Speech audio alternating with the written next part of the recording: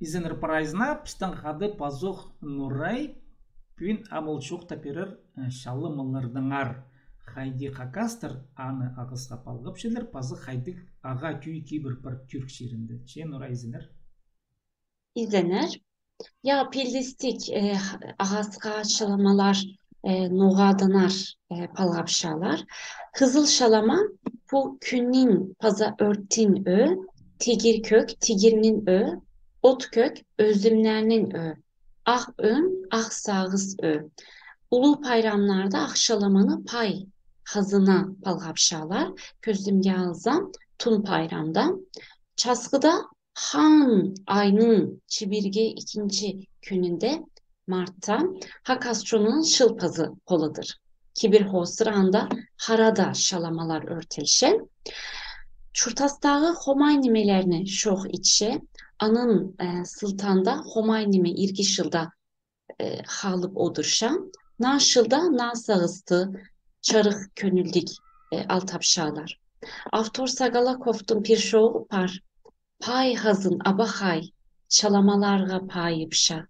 Minin hakas şonunla, ülükünden algıs tapşa. Ya bu hakastırның кибірі. Türk şerinde haydi nonimetçilerinde nime var? Ya piste Türkler şiirinde önetin ağızga palgıcan kibir Orta Asya'dan kilgen şamanizmden palgılısты. Sirel Pişezer tağının, tayganın, kölnin, suğunun praynimenin ezi par. Türkler şiirinde önetin Nevşehir Goradında Hacı Bektaş Baza Avanos'ta şalamı palgapşarlar. Bu ağastarının adı Türk dilinde dilek ağacı. Hakas dilinde surunjan ağas tirgeşalir. Paskada orunlarda Göreme, Uçhisar, Ortahisar, Ürgüp'te nazar boncuğu tip adal çatkan Süleykelik nimenoğlarına ağastarga ilşeler. Nazar boncuğu ten nimenoğlarına yönetin tinlepşeler. Olar kizi harağının homay közünen araşılapşalar kiziler kirdin şeyler. Ananar nazar boncuğu tenlimelerinden ağastarını matap şazapşalar.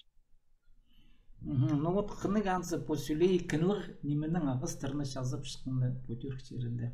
Че алғыс болсын мұнды қысқаша ескеріп үшін. Sirergi ulu algız paza toğuzganşa. Че паза туғасқанша.